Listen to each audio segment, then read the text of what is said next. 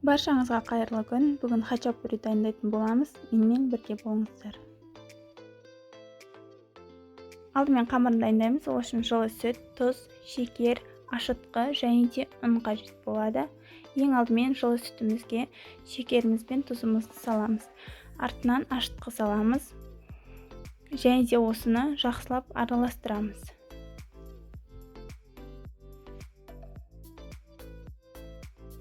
Енді ұнымызды електен өткізіп отырып саламыз.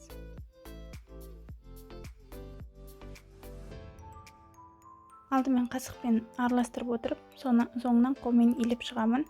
Оның барлығын бірдей салмаңыздар, қатты болып қалуы мүмкін. Шетінен салып отырыңыздар. Қамыр қолға жабыспайтындай жұмсақтықта болу қажет. Және де осының бетін жауып, 1 сағат көлемінде ашытуға қоямыз. Салмасына сыртты теркадан өткізіп дайындап алдық. Енді қамырымызды 2 бөлікке бөлеміз.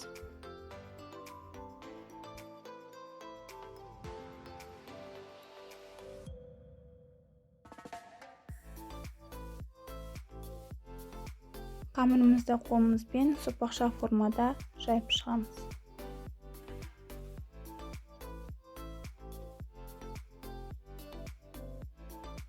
Міне қамырымыз сопақ етіп жайып алдық. Енді арасына сырдың жартысын салатын боламыз.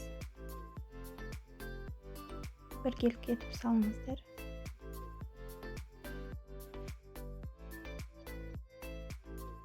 Салмасын салдық. Енді шетін ораймыз. Видеодағыдай ораңыздар.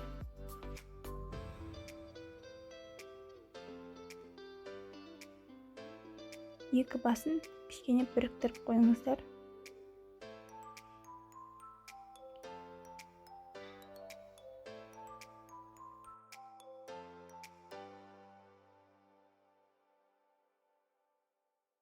Міне осындай формада шығуы керек. Біздің қамырымыз дайын. Бетіне жұмыртқаның сарысы немесе ерітілген сары май жақсаңыздар болады. Енді осы қамырымызды қызып тұрған 180 градус пеште 15-20 минуттай пісіріп аламыз. 15-20 минуттан соң пештен шығарып, ортасына жұмыртқа саламыз. Өз қалауларыңызға қарай 2 жұмыртқа салсаңыздар да болады. Және де жұмыртқаның бетіне тұз бұрыш салыңыздар. Менде ол видео түспей қалыпты. Сары май салып жіберулеріңізге де болады. Қайтадан пешке 5 минутқа салып аламыз. Бізде хачапури дайын болды. Істеп көріңіздер. Ас болсын баршаңызға.